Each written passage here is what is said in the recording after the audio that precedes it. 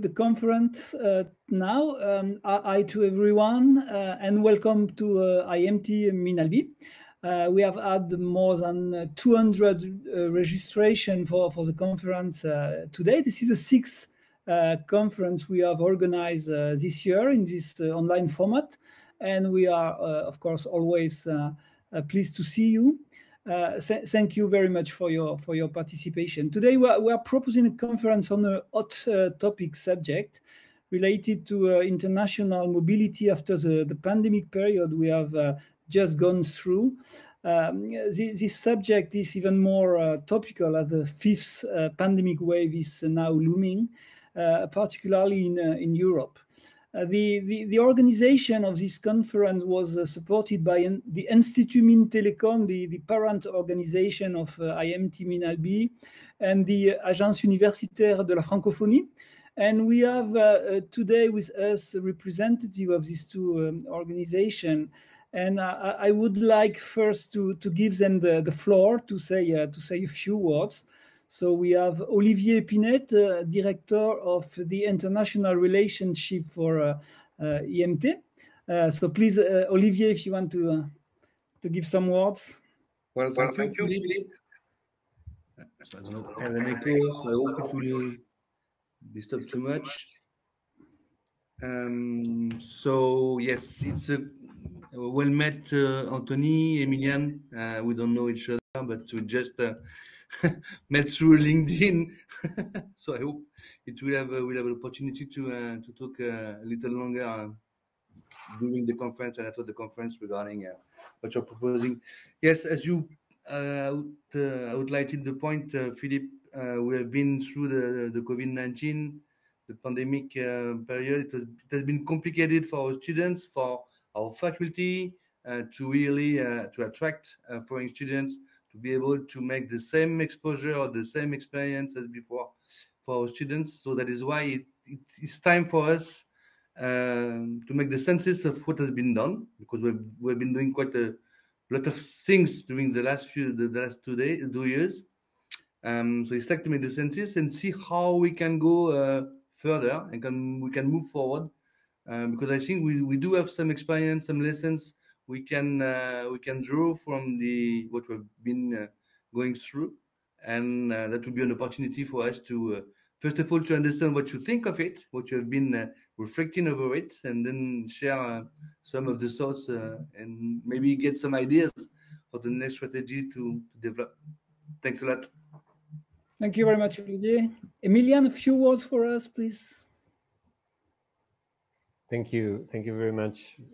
For I am indeed very grateful on behalf of the Agence Universitaire de la Francophonie for this opportunity to participate in such a timely and stimulating on this stimulating topic. As some of you may know, the agency, the IUF, is a network now of over 1,000 higher education and research organizations throughout the world. And one of the instrumental reasons for their association with the network is international cooperation. And for the French-speaking world, this international scientific and institutional cooperation started precisely 60 years ago,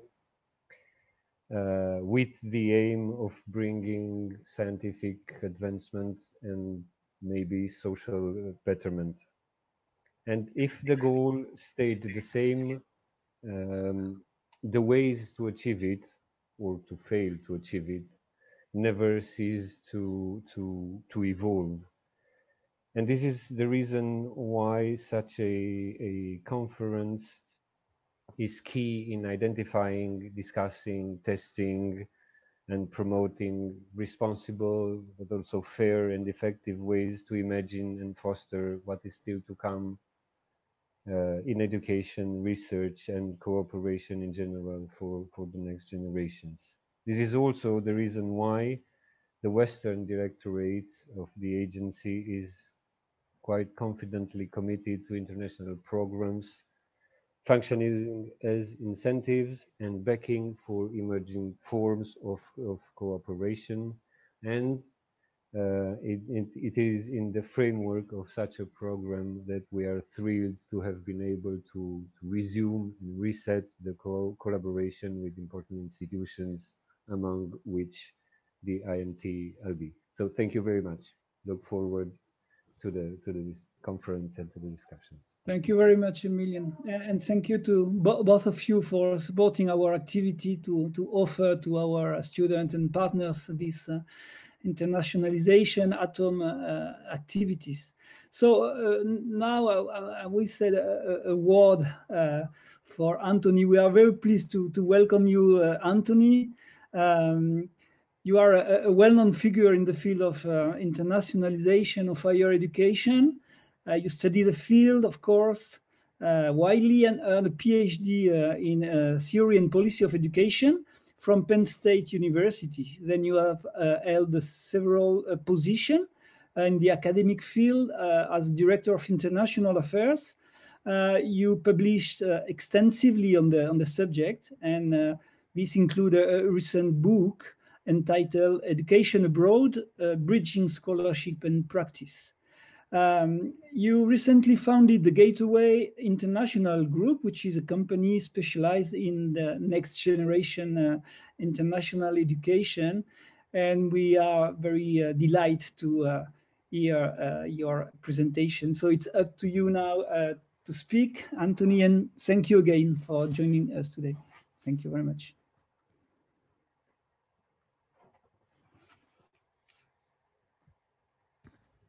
Okay, very good. I think I'm sharing, you can hear me now? Yeah. Very good. Well, thank you very much for having me here. It is just a real pleasure to be here with you, your colleagues from AUF, as well as everybody here today. I'm going to try to share my screen. Just when I feel like I've mastered Zoom, we changed up the platform, right? Can you see my screen now? Yes, we can see the screen. Philip, can you see my screen? Yes, we do. Okay, very good. Well, once again, thank you so much, everyone. It's great to be with you today. We actually have a very, I think, robust program planned. I'm going to speak for a wee bit, and then I will invite, and hopefully a very robust conversation and discussion with Philippe and his colleague Alexi and others, all of you today. First, let me jump in and say again what a pleasure it is to be invited by IMT Minds. I have to apologize in advance. Unfortunately, I'm not a French speaker, but I understand there is simultaneous interpretation being provided. Very briefly, and as mentioned by Philippe, my name again is Anthony Ogden, or Tony Ogden, as my friends and family refer to me. I've been engaged in international education for quite a long time, in fact, my entire career. And that said, although I've lived and worked in many countries around the world, much of what I'm actually speaking today might seem overly US-centric. And for that, I apologize in advance, but I'm hoping what I have to say may be relevant and timely for all of you today. Now, as Alexi mentioned, I'm with a relatively new organization called Gateway International Group. And if you have time, I invite you just to have a quick look at Gateway at one point. And the reason I'm mentioning that is because Gateway was actually started because of the pandemic. I've been working for many years in higher education here in the United States and around the world. But back 18 months or so ago, I noticed that we were really at a turning point in higher education generally, but certainly within international education or international higher education. And it's with that framing that I launched Gateway to really start focusing and hopefully concentrating our conversation on looking forward or looking to this new era of higher education generally. Now, within Gateway, there are 3 divisions, but I do want to point your attention to Gateway Resources. Gateway Resources provides a free portal of information Everything from the latest publications to new jobs and so forth. If you ever have information that you would like to share, please bounce that to me so we can get that posted there. This website is gathering about 25,000 visitors a month, which I'm just delighted about, because people are going there for free and open information, totally free. Anyhow, for today, briefly, I have framed today's brief talk in 3 sections, with the first section being higher education in a post-pandemic world, followed by next generation international education broadly defined, and then frankly, and then moving then to new directions in international learning and engagement, more so from the student perspective. There'll be plenty of time for discussion. Now, I see already many of you are engaging in the chat, and I hope that throughout this talk today and the time that we have together, that you'll continue to engage in the chat, perhaps introducing yourself, maybe where you're from, and what questions or observations you have about anything I have to say or the discussion in general. Now, I understand we have people from all over the world, which is just terrific. And so please contribute your perspectives on this topic. Mine, again, as I said, might be heavily US centric, but of course, this is a great, wonderful world for international higher education. And so let's try to make this as robust a discussion, given the technology that we can. Now, jumping in, starting with higher education in a post-pandemic world, I think it's very important to note that in this world that we're now living in, there have been some major shifts. Now, many of this you've already seen at your own institutions or organizations, but there have been a major shift, as you can see here, permanent changes that are continuing right now in higher education delivery. And it's not just online delivery. We're seeing new forms of modularized curriculum, micro-credentialing, and much more. We're also seeing that there are now evolving and increasingly mainstreamed approaches to student learning and engagement that are quite different than before. And that is that and we know now that students, they still want to be engaged, but how we engage them must be much more purposeful. And then, of course, we're seeing new technologies arriving, and not just modalities that are supported by technologies, but we're seeing the utilization of virtual reality, augmented reality, XR, and so many other new technologies that are really scaring some of us, but also generally enhancing international education, and then, or higher education broadly.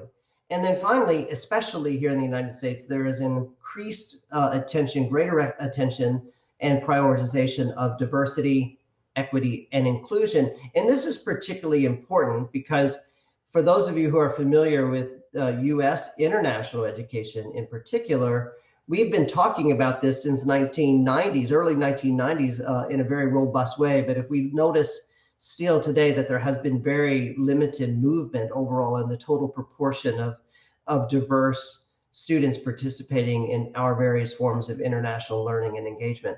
This is particularly important for us. But if these are some of the major changes, what we've also noticed in this post-pandemic world is that in many ways, it's already showing to us that, yep, certain things have to be delivered in person still, such as, clubs, generally, residence life, graduation ceremonies, sports, and so on. But we're also, and perhaps more importantly, realizing that there's a lot that we can do and actually even do better in online or virtual delivery, such as academic advising.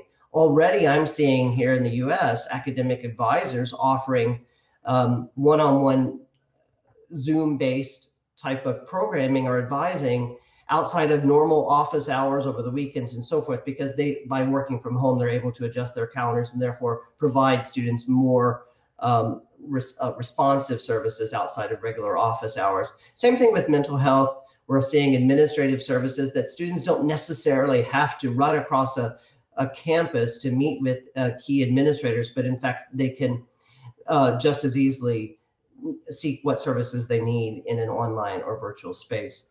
And then the same thing with career services. So this is actually a pretty interesting time to see how the pandemic is really shifting the delivery of higher education. Now, it's not all because of the pandemic. Back at the start of the pandemic, or even beforehand, we were already seeing that there were major trends in education already underway. So, for example, we were already seeing, in fact, these major trends were being driven here, as you can see on the screen, by Industry 4.0, or the fourth industrial revolution, where industry and corporate demands were actually changing the style and focus of higher education. And because of that, we were seeing institutions respond by offering much more personalized learning opportunities, remote learning opportunities, and emphasis on big data, in a sense that we needed to have, increasingly need to have data at our fingertips. We're seeing more focus on formative assessment, new uses of technology, and so on. Now, because of the pandemic, I think what we've seen then is an acceleration of this movement that was perhaps driven by Industry 4.0 demands and other contextual issues. But because of the pandemic, I'm seeing now institutions are saying, okay, well, maybe we can revisit this notion of unbundling degrees, or offering micro-credentials, or stackable, or stackable qualifications. We're also, especially here in the United States, seeing much more public and private partnerships in the areas related to academics, when before the pandemic, many of those public-private partnerships were limited mostly to student services types of things, such as food service or campus security or housing and things like that. Now we're seeing it actually move more into the realm of academics. So in short, because of the Industry 4.0 demands that were then accelerated by the pandemic, not exclusively so, but accelerated by the pandemic, we now see new types of credentials, new ways of delivery, new students coming in to higher education. And I think that's a pretty exciting development. Now, because of that, we're now coming to regard our definition of student success differently. Before, stretching back, to the 1970s, I think, Aston and Tinto and others, we said, okay, well, if we enhance a student's academic and social integration, then that will enhance their overall student success and likely their persistence to graduation. Academic integration and social integration have been long understood as the keys to effective higher education, certainly here in the United States. Now, today, I would argue that academic, social, and perhaps online or virtual integration is going to be another key into enhancing next generation learning.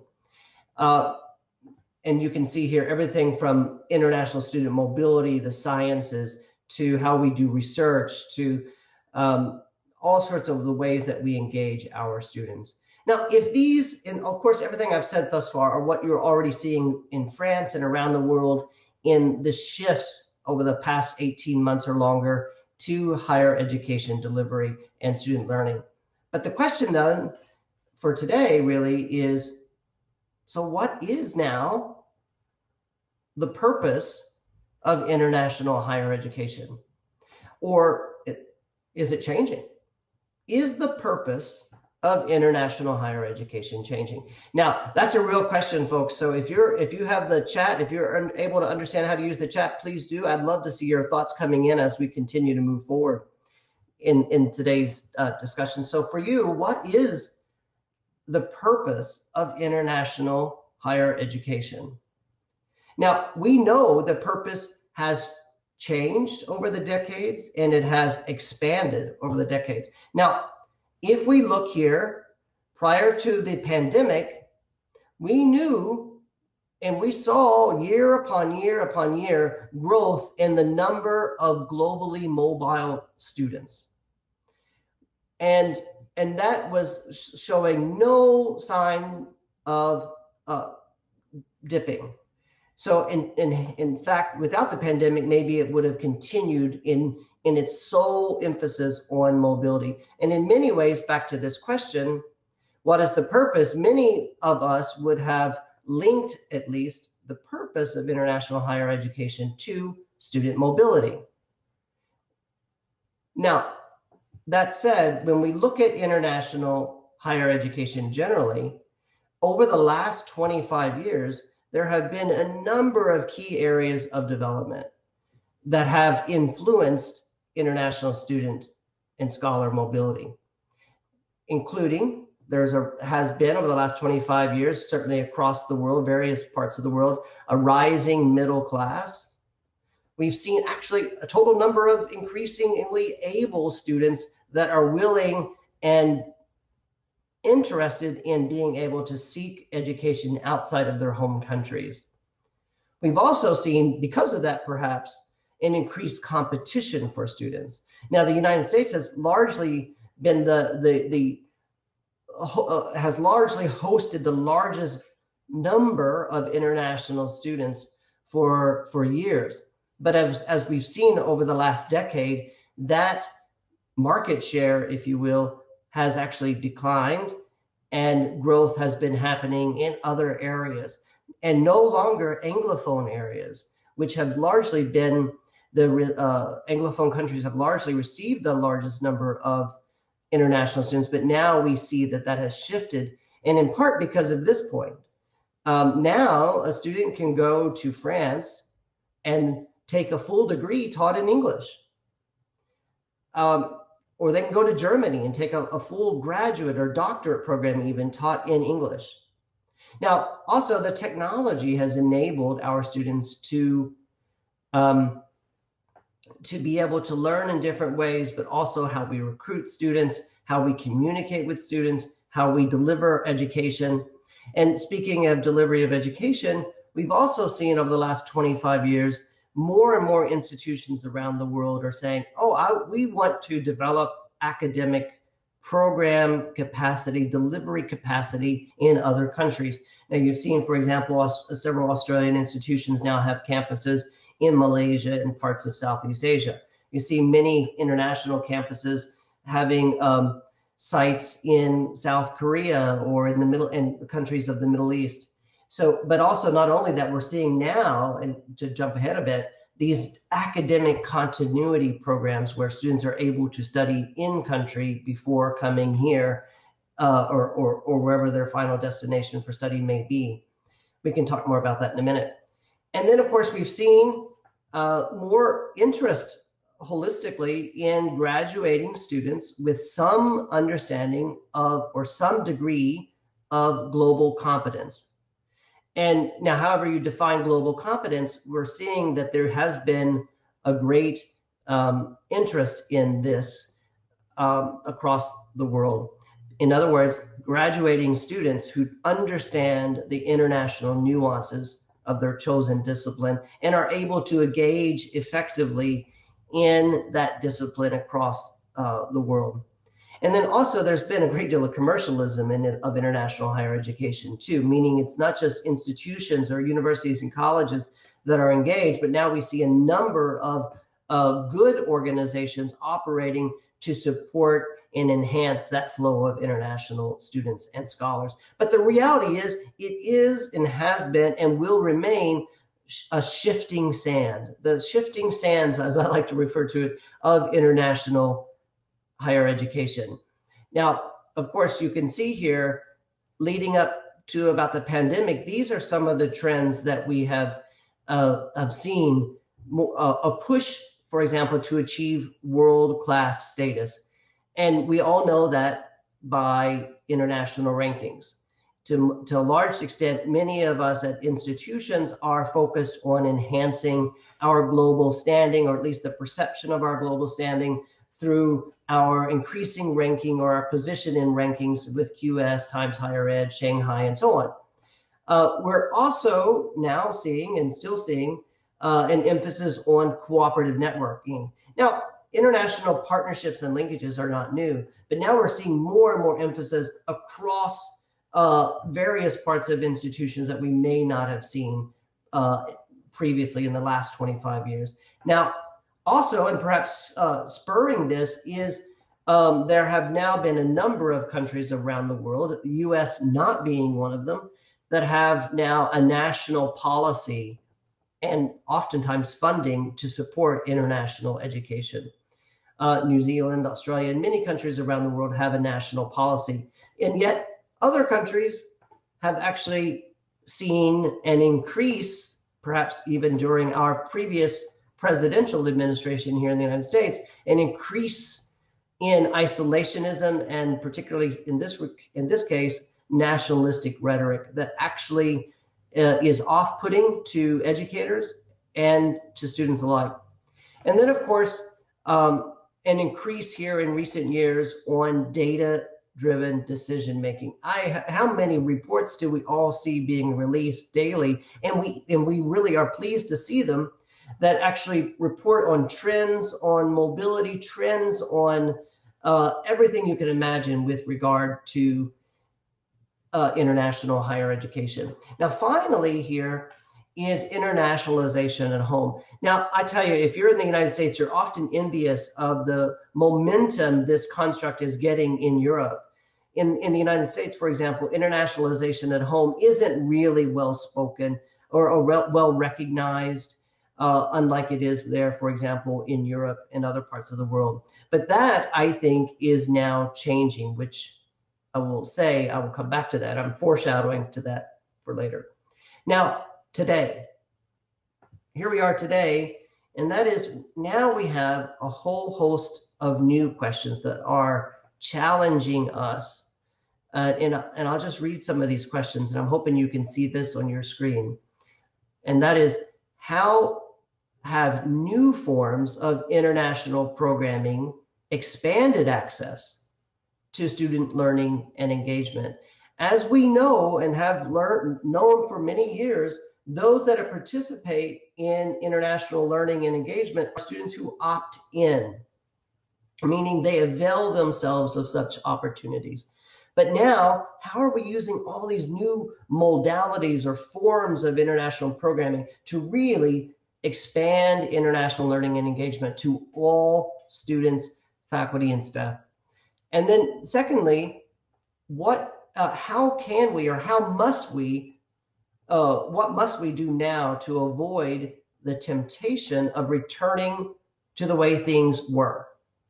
Now, there's a lot of us that would love to get back to the way things were, because that's what we know. That's how our systems and our institutions are set up. That's how for many of us, our operations are funded, and they're funded largely by student mobility. That's how a lot of the scholarship schemes work. They fund student mobility. And so it's natural to want to get back to the familiar. But now, as this pandemic lingers and probably will never go away, it does force us to now develop new systems and new structures so as to avoid that temptation of going back to the way things were. And in the United States, going back to the way things were isn't good, because we weren't doing a very good job before. Meaning, for example, in education abroad, it was largely upper class, white, female students studying abroad for short programs, and only a few, less than 3% nationally, but less than 4% at most, 14% at most institutions. So to a large extent, very few students were able to participate. Let's not go back to that. Our goal is to graduate all students, at the very least, with a nuanced understanding of their discipline in its international context. The third question is, how can we leverage new forms of partnerships and collaboration to enhance international higher education? Now, this is a tricky question, and all of us are trying to figure out how to do that, because for how many decades have we been focusing on creating bilateral reciprocal exchange agreements? Well, now we can start working together in new ways like never before, which I'll come back to. And then here, the fourth question that I think is particularly salient in today's context is, how have recent changes in practice shifted the focus and direction of research? We don't talk enough about this just yet, but the reality is so much has changed in higher education. So much is changing in international higher education, and therefore so must the research agenda that is focusing on international higher education. In many ways, as practitioners like myself, I must be informed by the research, and in turn, I have a responsibility to help guide and shape the future or the direction of future research. So in a sense, this cyclical or this symbiotic relationship between research and practice is so very, very important. And now we have many new questions. For example, are these new forms in fact expanding access, for example? We don't really know that. We have a lot of anecdotal evidence to suggest that it is, but we don't really know that in any sort of generalizable or statistically significant way. Now, today, in fact, many of us are probably orienting our daily work around some of these new ways of engaging international learning, and pursuing international learning and engagement. For example, educational technology.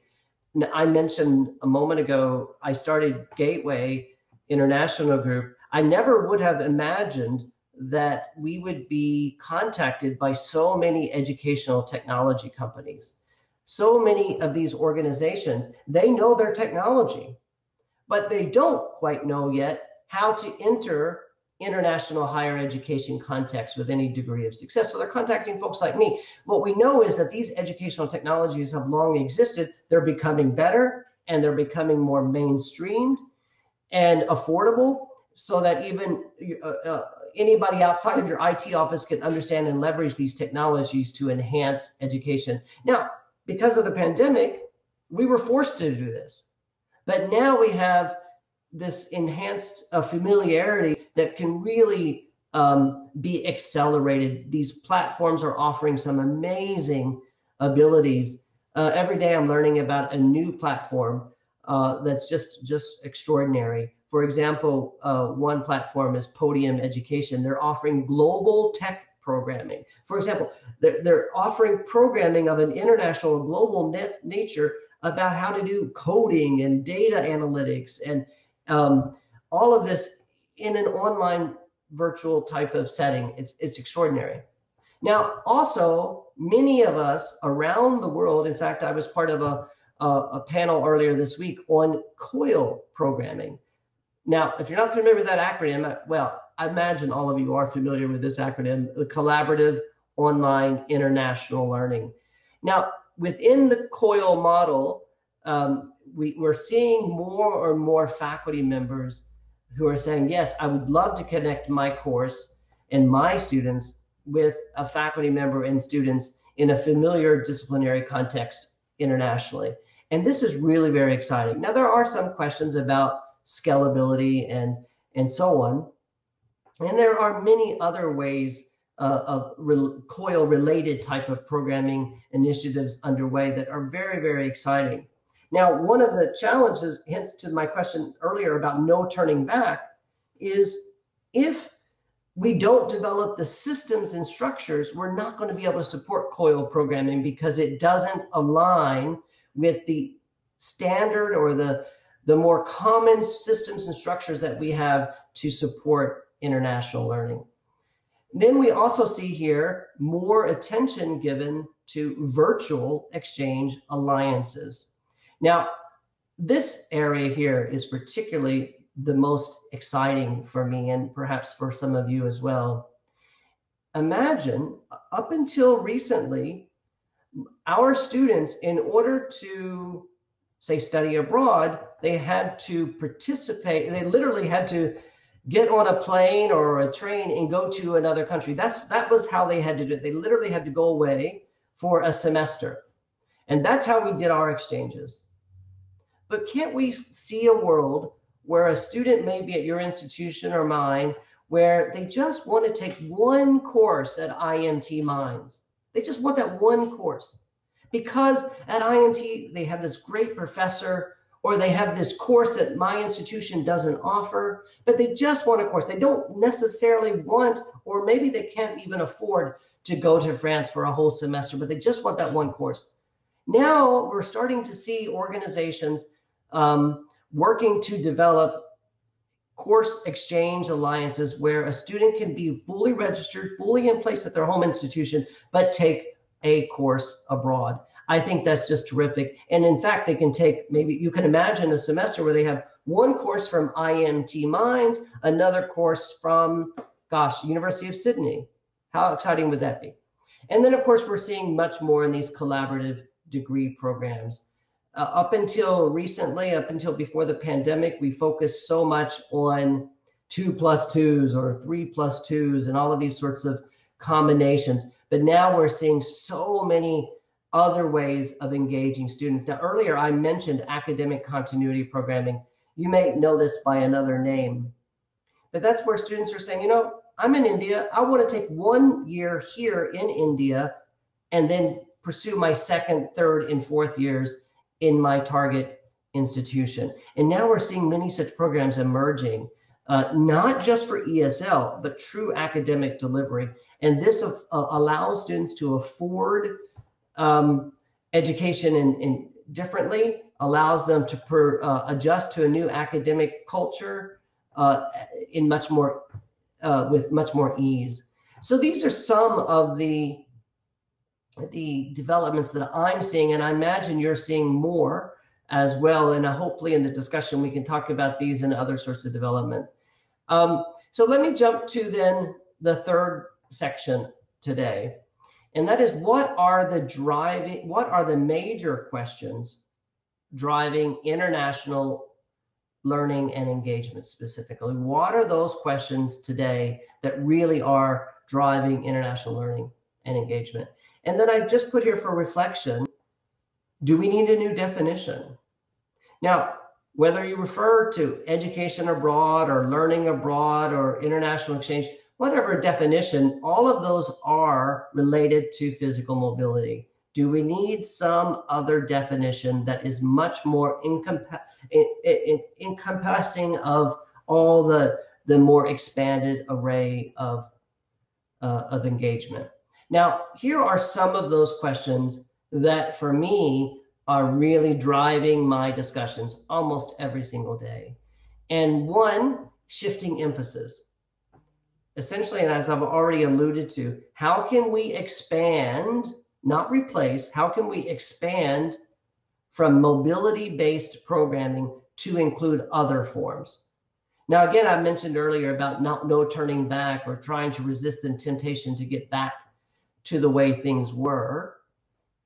But now I think we need to say, okay, here are these other forms of mobility. How can I get my faculty? How can I get my colleagues engaged to support these other ways of engaging?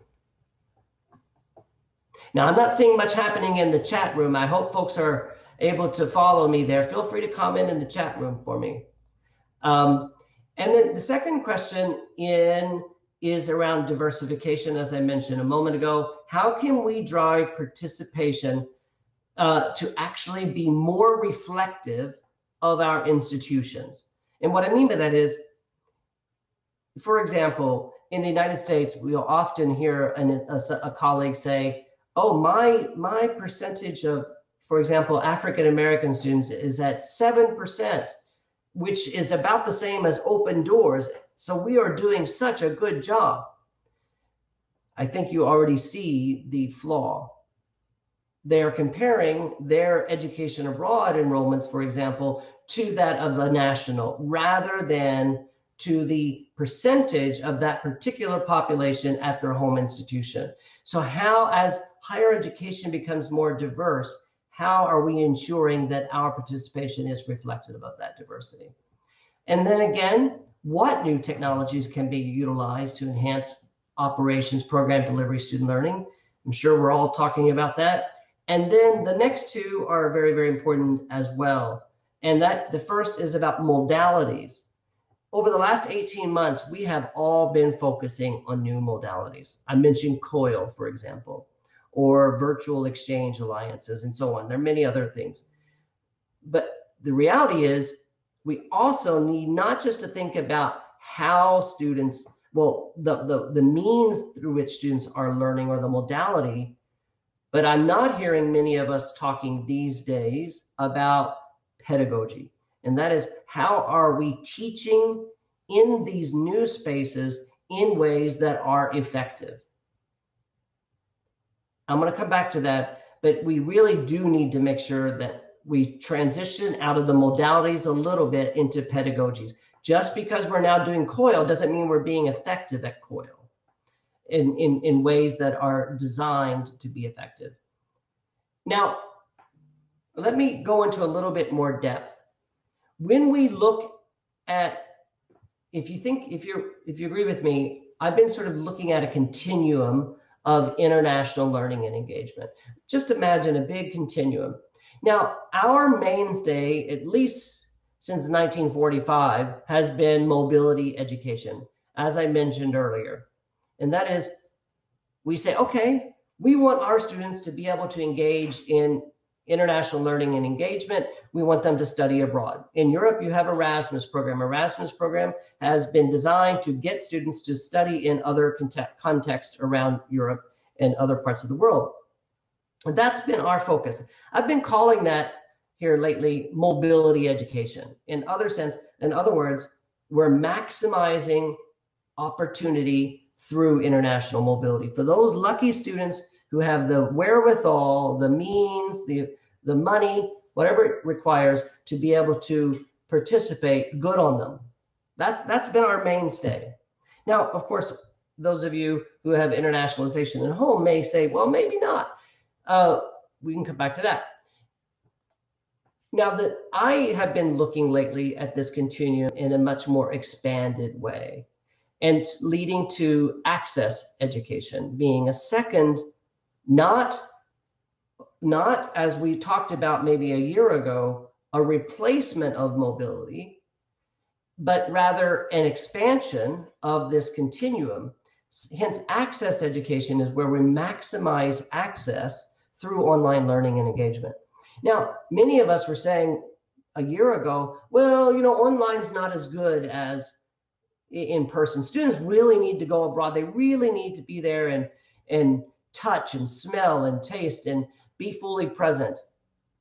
So this online, yeah, that may be okay for now, but we really need to get back to this. That's inherently a flawed, in my opinion, way of thinking. We need to conceive this as a continuum where some students will engage in mobility, some students will engage in online learning, not because they are lesser students or that one is a lesser way of learning, but these buckets, if you will, have been designed with intentional learning outcomes for students, and that they're made, they're presented to students in a very clear and transparent way. But this continuum also should include internationalization at home, right? I'm referring to that here for simplistic visualization as integrated education.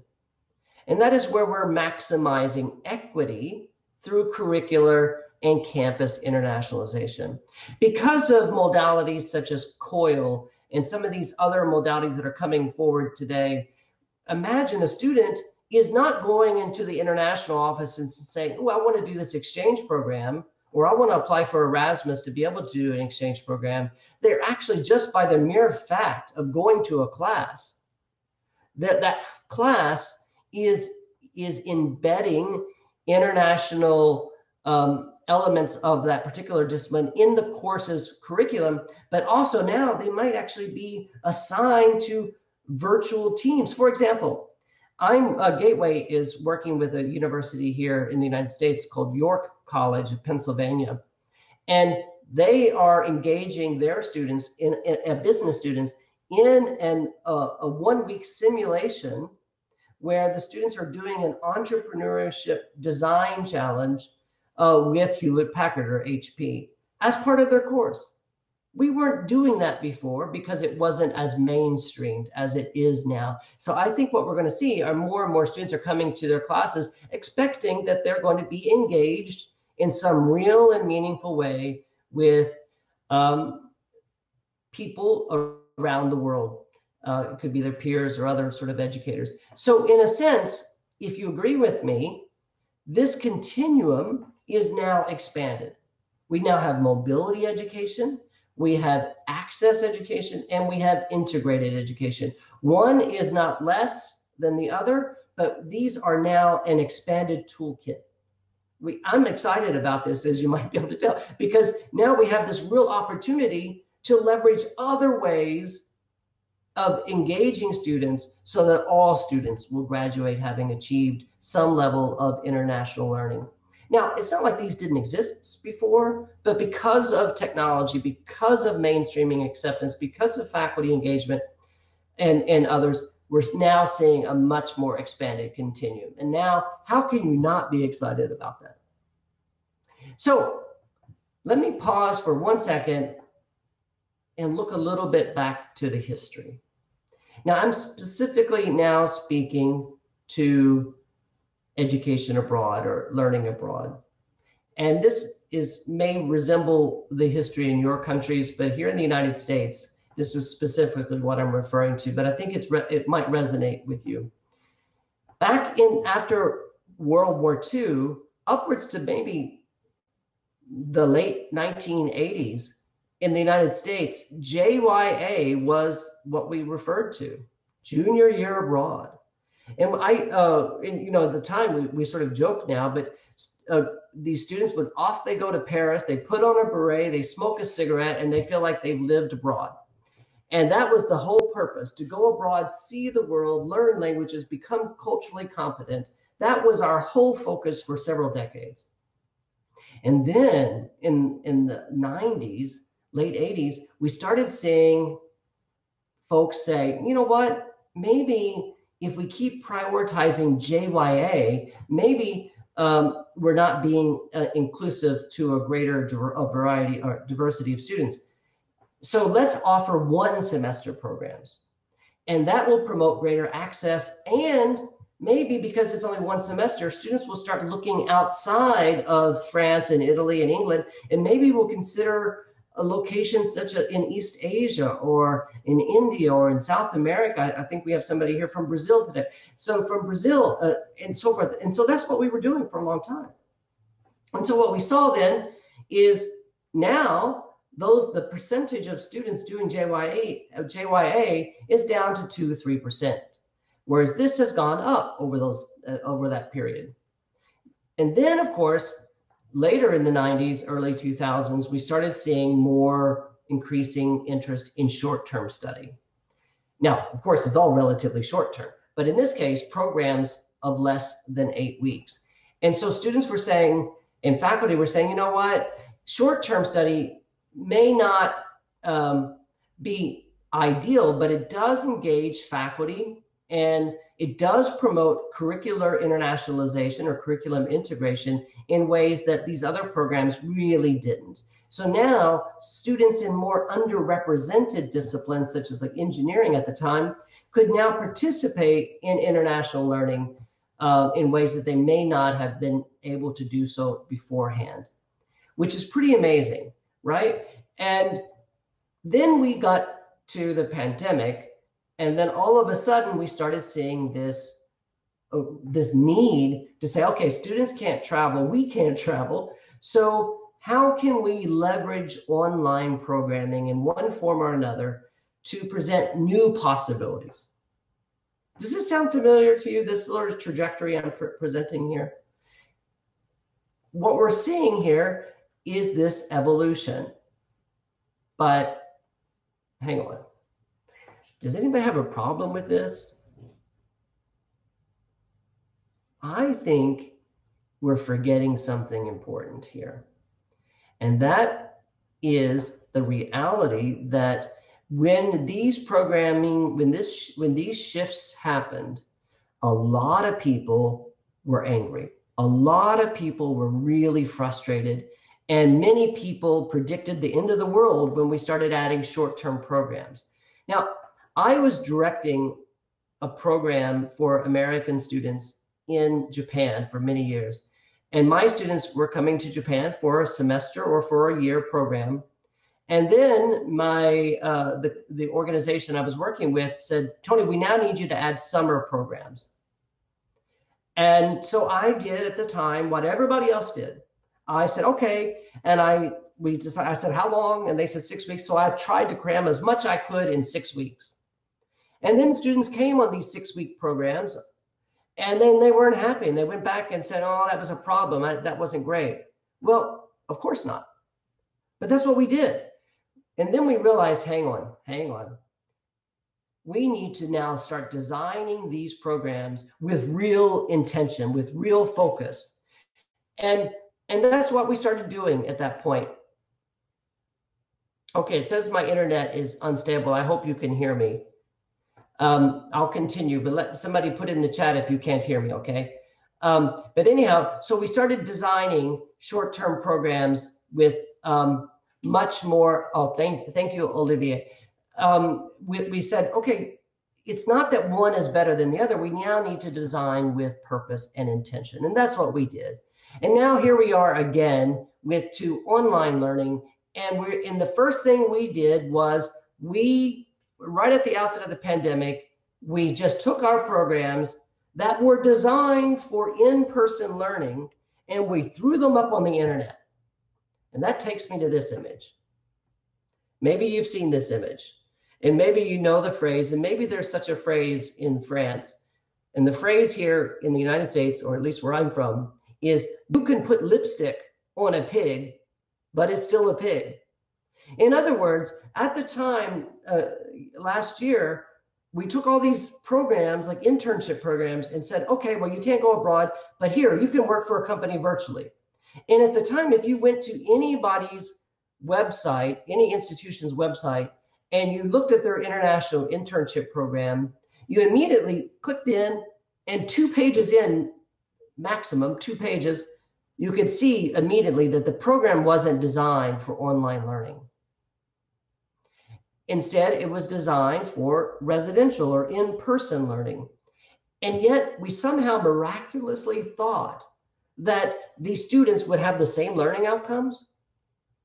Imagine a program that was designed for in-person learning, and then we throw it up online and we expect the same outcome. Is that crazy or what? But that's exactly what we were doing a year ago.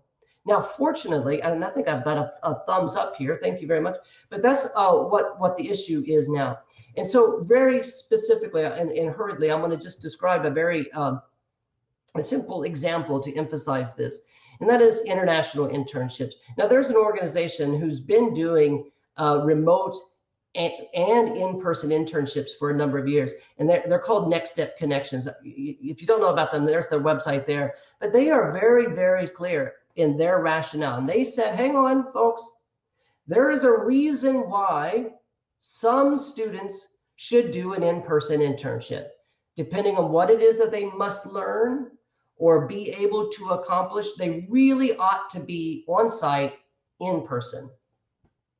But for some other students, because of what it is that they want to learn and be able to achieve, actually a remote internship might be better. And the same thing with the hosting organizations. Some organizations, they have work that requires a student to be physically present doing the work alongside colleagues in a real world setting. Whereas some organizations, many organizations now are completely remote, like Gateway is. And so we would love to have interns work for Gateway, but we need to offer remote internship. Now, what we need to do is to realize one isn't better, but with intentional design, with purpose, we're able then to deliver these programs in a very transparent way to students that really do impact their learning as they were anticipating and needed. So now with that, and I realize I've gone way over time, and I'm surprised that Philippe hasn't turned off my mic yet, but let me summarize. I showed you the shifting sands a moment ago, and the reality is the sands of higher education, the sands of international higher education, the sands of international student learning and engagement have always been shifted. What I do today is different than what I did 5 years ago, and will be different still from what I'm doing 5 years hence. The reality is it's constantly changing, and that's a great thing. It keeps us vibrant. And we know for a number of reasons, economic shifts in the economies, as I mentioned, the rising middle-class populations, for example, or politics, how President Trump told students, sent mixed messages to international students, and that impacted our enrollments and still does. Demographic shifts, as I mentioned, such as here in the US, our campuses are much more diverse, and that is impacting who is studying abroad in ways that we need to be very responsive to. Many of us know about push and pull factors. What pushes a student away from their home country to pursue study abroad, or what pulls them to a particular country? Academic shifts in our own institutions, and of course, I've mentioned ed tech. These this shifting sands of higher education are so important. We all know about that. But fortunately, we've now reached, in part because of Education 4.0 or the pandemic, we have now reached a greater level of clarity in how we must be not just intentional about providing opportunity, but really mapping those opportunities onto in this case, for example, the undergraduate or the graduate learning context or the curriculum. And so, for example, our questions now are, how can we be increasingly diverse? What program modalities should be prioritized? At what degree juncture should certain strategies be leveraged?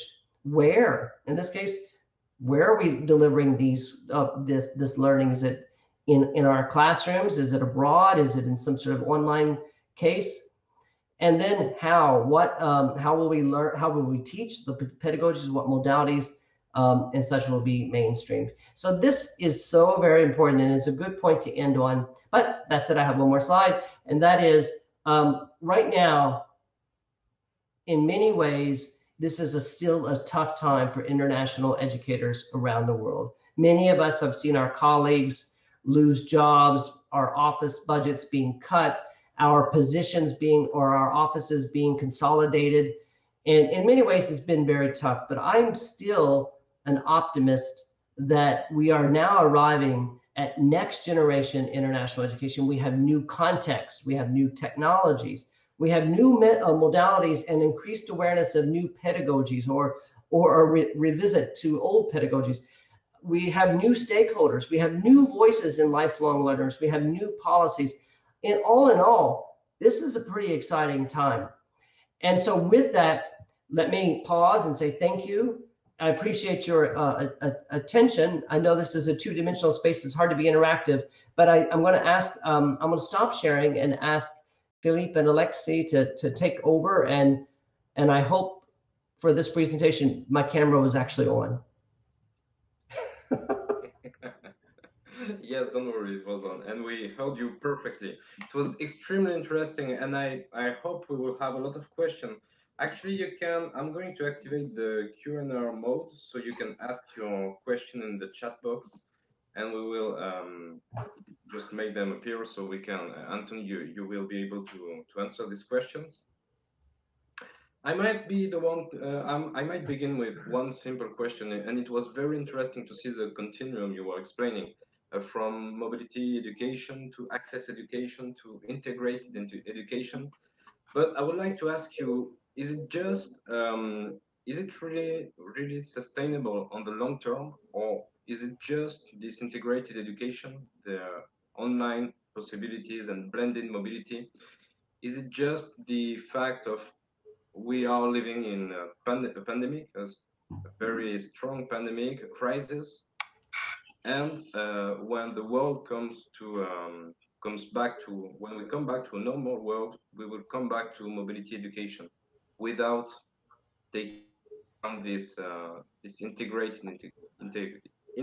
education. So in a way, this continuum, we moved from here to go back where we were some years before. Well, I spoke, a good question. I spoke to a colleague just last week from a very well-known school here in the United States. And he said, we will never let online learning happen here. Basically said, we will never promote online learning and engagement for our students. If our students want to learn abroad, if they want to have international learning, they have to go abroad. And when you hear it, doesn't it sound a little silly? All of a sudden, we have now a mainstream of acceptance of new ways, responsive ways of engaging students. And then we have somebody says, we're never going to allow that. What's happening in that mindset, I think, is they have a rationale for what international learning should be. They think international learning can really only happen in person. Well, we know that's not really the case. Now, sure, if you are planning, if your goal is for your students to become fluent in French, yeah, it'd be nice if they spent some time in France. But if your goal is just to understanding a particular element of French mining technology, maybe you don't have to go there to do that. I think it all just comes back to the point of what is the goal, and you just design programs accordingly. Students will find their way. We don't need to shut them down. So in reality, I think what will happen is schools that are resistant to change, they will see enrollment drop. We're not putting, the phrase is, we're not going to put the genie back in the bottle. I hope. What do you think about that question, Alexei? Well, that's when we see there is a, if I'm not, there is only 2% of the student population in the world that was able to have an international mobility. So indeed, I'm really surprised that even before the crisis, we had the tools, all these tools, all these Zooms, and we had Skype. We didn't have Zoom, but we had Skype. We had many opportunities to already have some a way of integrating the education, but we didn't do it. So it's such a pity that we had to leave a pandemic to be able to access this kind of education. And in my opinion, yes, it's I mean, nothing will replace the fact of being immersion elsewhere. But for so many students, it's just impossible for financial reasons, for other reasons. So something is better than nothing. We used to say the same thing about short-term programs. But I think we have to be careful. Back at that time, when we were adding short-term programs here, as I mentioned earlier, then there was a whole lot of discussion going back to the educational theorist John Dewey saying, well, nothing actually can be better than something if that something is miseducative. If that something is actually distorting learning, then maybe we oughtn't do it. And my point here is, if we are going to do short-term programming or some form of online learning, we need to make sure we're not putting lipstick on a pig, but instead we're designing for that space and teaching and engaging students in that space effectively. Right now, we've been so focused on just trying to build online infrastructure that we haven't quite gotten to, I think, we haven't quite gotten to that conversation about how to truly deliver meaningful learning in those spaces. But I don't think it's about going back. So your answer is perfectly suited with the question from Sebastian. In this new context, how do you see the evolution of the role of the internationalization office, of the international office, and the transformation of the jobs of international educators in their activities, profiles, and career? Well, first of all, look at this technology. That's pretty amazing. Thank you for sharing that question like that. Sebastian, it's good to see you here, sir. It's been too long. We need to catch up, but I appreciate your question here. I think this is I would love to hear how this answer plays out in France. But for me, here in the United States, what I'm certainly seeing is that a lot of international offices have been gutted, in a sense, meaning that they have lost a lot of staff. And now that there's some sort of light on the horizon, we're seeing many universities and institutions hire back, but the positions they're hiring back are much more junior level, as well as much more consolidated with some other areas of responsibility, such as, say, an education abroad person might now be working in a career services office. But I think the transformation of the jobs is going to be an interesting question. At one point before the pandemic, what I was seeing was an increased movement from generalist to specialist. But I think what we're now seeing is just greater ambiguity. I'm not sure, Sebastian, how that's going to play out, but I do think we should anticipate changes in our profession. And I'm looking forward to attending some of the in-person conferences next year to see just how that's playing out in reality. What do you guys think? What do you think about this question? Maybe Philip, what do you think? Maybe, and Sebastian, if you want to speak, I will enable you to open your microphone and video camera. That will be interesting to hear you. Now you should be able to. He's not shy. But meanwhile, yeah, Philippe, if you want to speak. I want first to thank you, Anthony, for this outstanding presentation. On another point, I was wondering whether the growing awareness of the young generation now on the necessity to struggle for global issues such as the struggling against climate change, for example, or thinking about the energy transition should be a good substrate to foster and encourage the student to work together, international student to work together. What do you think about that, Anthony? I think this is a good time for international relationship to develop on this basis. What do you think? You know, I mentioned earlier my envy of Europe and your recognition of international learning at home. I also envy your recognition and prioritization of the UN Sustainable Development Goals. That hasn't yet really reached as pervasively in the United States. There isn't that much awareness. And yet when I do see this awareness, it's actually brought to me from students are saying these things. So I'm seeing more and more students are being much more mindful. But also, many of our students today grew up in a context where they can just easily connect with somebody around the world. Just last night, I was talking to a friend in India who said he was talking to his daughter. He's an expat in India, and he was talking to his daughter, and he was asking about how she felt about being separated from her friends. And she says, "What do you mean?" He said, "Well, we're now living in India. What isn't that a problem?" She said, "Tony, Dad, most of my friends have been virtual anyhow." Most of these students are much more comfortable acting and living in this space than I think I am as an older person. And so I think what we're going to see is as technology continues to grow in its sophistication and its utilization, I think we're going to see all new forms of learning and engagement like never before.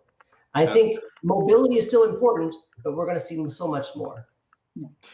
And which the question of Chandvir, the pace with which virtual reality technology and especially the metaverse is advancing, does it replace completely the mobility of education?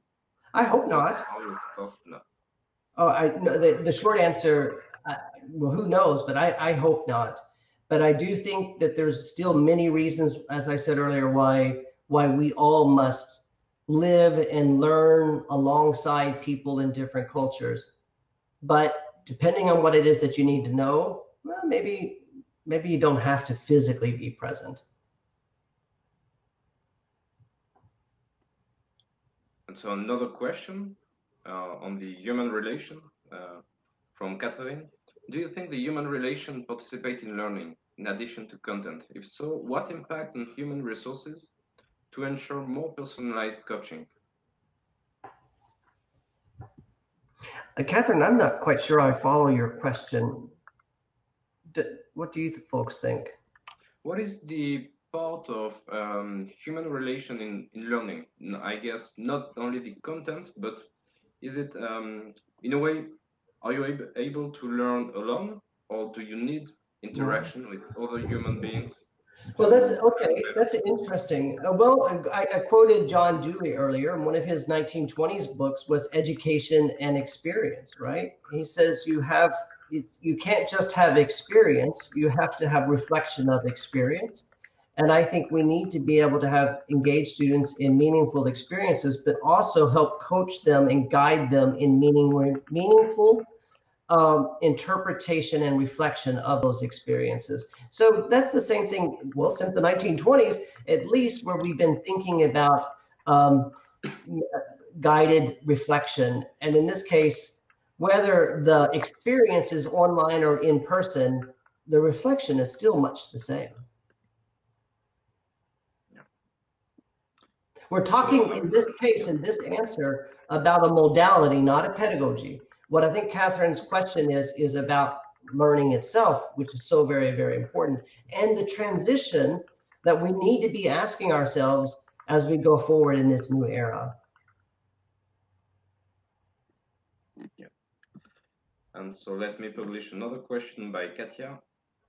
She totally agrees with you that students should be able to take just a class, for example, in a different university.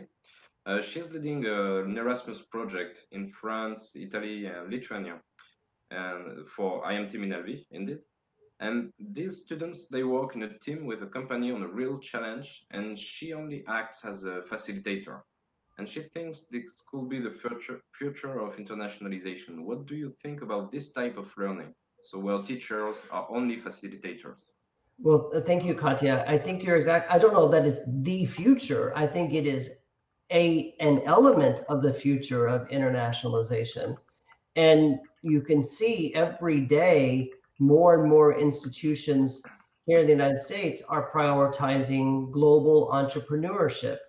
And when we engage students in the learning like what you're doing there, where they're meeting and engaging in solving a challenge or addressing an entrepreneurship opportunity, I think that's real learning, that's real opportunity.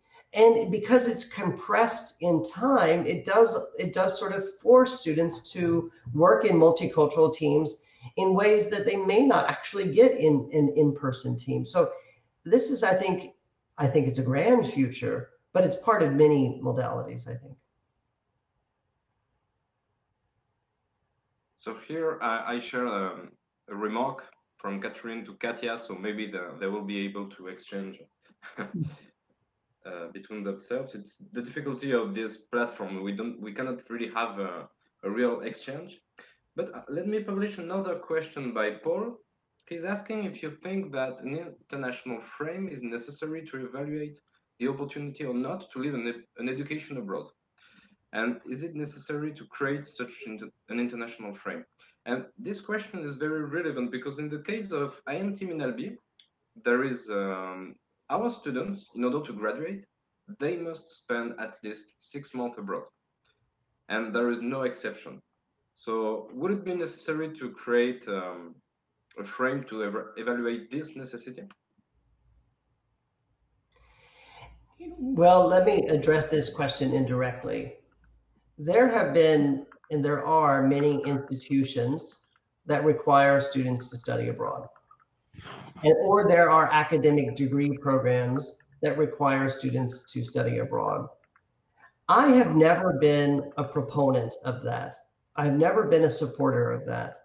Not because I don't love education abroad, I do, I've committed my life to it. But in reality, just because a student gets on a plane or just because a student goes into a different context, they could be having an American experience in the vicinity of French events, or they may not be learning. Just because they go abroad doesn't mean anything, I think. Well, it means some things, but it may not be achieving the goal that you're calling for by that requirement. Also, some students maybe are not at a level of maturity that they can value or benefit through that requirement. So my thinking is focus more on the goal and articulate that goal very clearly, and then operationalize that goal in the programming. If your goal by having that requirement of 6 months abroad is X, Y, and Z, then look at that goal, write it down, and make sure your programs are designed in a way that participants do realize those goals, and then you assess to make sure that they have in fact learned those, had that learning. I'm not sure I fully understand Paul's question, but I do think, do we need to have rethink an international frame? Every day we should be thinking it, because the world is changing every day for all of the contextual factors I mentioned. So yes. Okay. As Alexi indicates, our students are required to have an experience abroad prior to to get their diploma. But what we do usually is to prepare them to do that, or they prepare themselves for this mobility. So I think you talk about the lack of maturity for some students, or the possible lack of maturity. But I think a mobility abroad must be thoroughly prepared before doing. So this is what we try to push here in Albi. And I think that's terrific. You just need to be, if that's what you've summarized, makes sense to me. Yeah. But I'm not sure that that's always the case, is my point in the reflection to that question. Yes. And if you're totally in line with Perrine remarks, mobility needs to be matched with internationalization at home to first prepare the students with this experience, but also to debrief them after their experience, to finally understand their learning curve in the international competencies acquisition. So that's a very good remark. Sorry, I have another question from Farhad. How can the new generation of international education meet the needs of different societies, countries, at different stages of industrial, economic, and cultural progress? Complex question. Well, that's a good question, isn't it? I think that question precedes the pandemic. This has always been a question.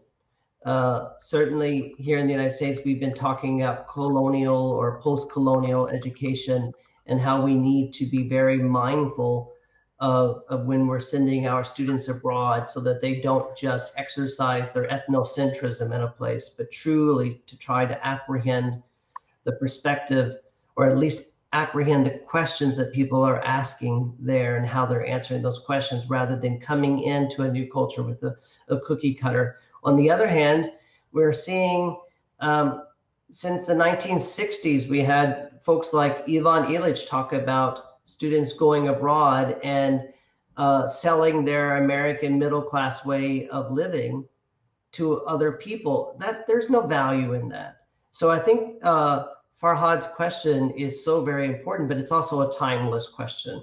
And that is, how do we develop our programs and engage students in this reflective and respectful learning?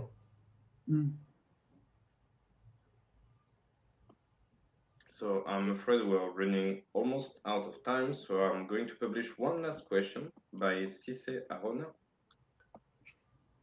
So thank you for organizing this conference.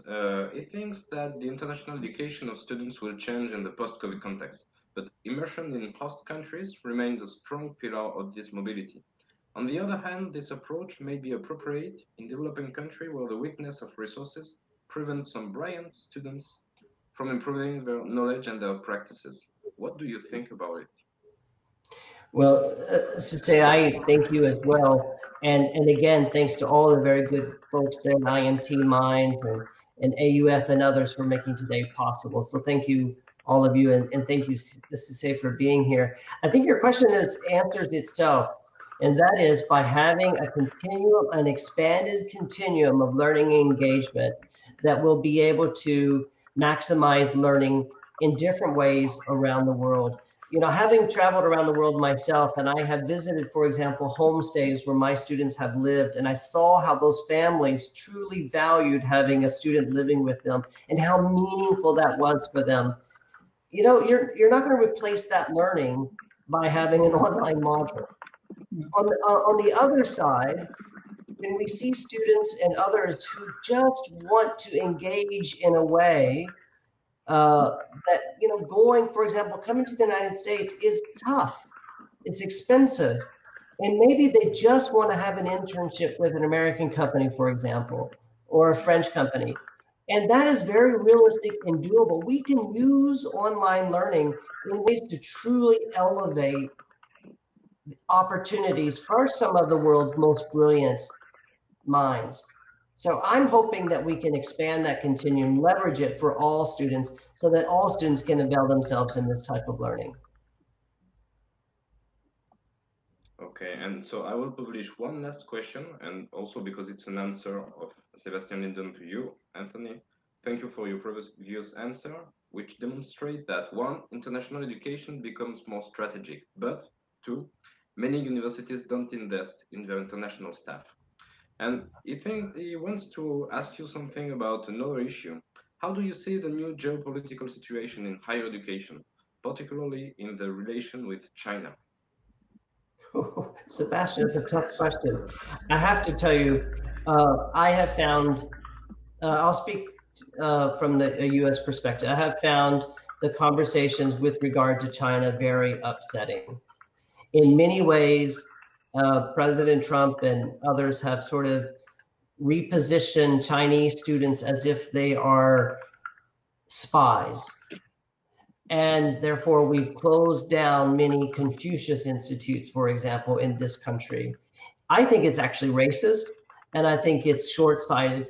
Now, yes, maybe there are some nefarious players out there, but in reality, most students are just trying to get a good education and do well with for themselves and their families. And so I think, again, if you go back to that slide I showed earlier, there's always going to be these global geopolitical situations or contextual shifts that are constantly changing the questions we ask. They will come and go, and we'll continue to learn from them and try to navigate as best we can. But for me personally, when Chinese students come to the United States and they contribute to the advancement of learning here, it enriches all of us. Well, that's a perfect conclusion, I guess. We don't have any more questions. Actually, we could be speaking hours about the internationalization of higher education and its future, but we have to conclude this conference. So, Anthony, I think we've lost Philippe. Yes. Oh. So I will conclude. He was supposed to conclude, but there's no problem. He's back. Thank you. Yeah, in the name of IMT Minalvi. Oh, let me see. Yes. We would like to thank you for being here, even if you are there and not in Albi. But this was a very, very unique and interesting moment for us, and we had many interesting discussion. Many people participated through the chat box. So next time, we hope we can organize this kind of conference on site, and you will all be able to participate and to exchange with us. And Philippe, I let you the final word. Sorry, I was disconnected for a while. Thank you very much, Anthony. It was a great lecture. And hopefully next year we will invite you to visit Albi. This will be a pleasure to have you with us. Well, and vice versa. If you or any of your colleagues are visiting East Coast United States, please let me know. I'd love to meet with you folks in person, maybe at the NAFSA conference this next spring. Yeah. Everyone, thank you so much for being here. It's just a terrific honor for me and a humbling one. So thank you very much. I hope anything I've had to say, don't feel like you need to agree with it. This is the whole point of conferences. Let's spur a conversation.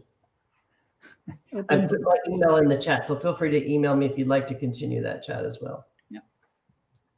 Thank you very much. Goodbye. Thank you. Bye-bye. Thank you. Goodbye.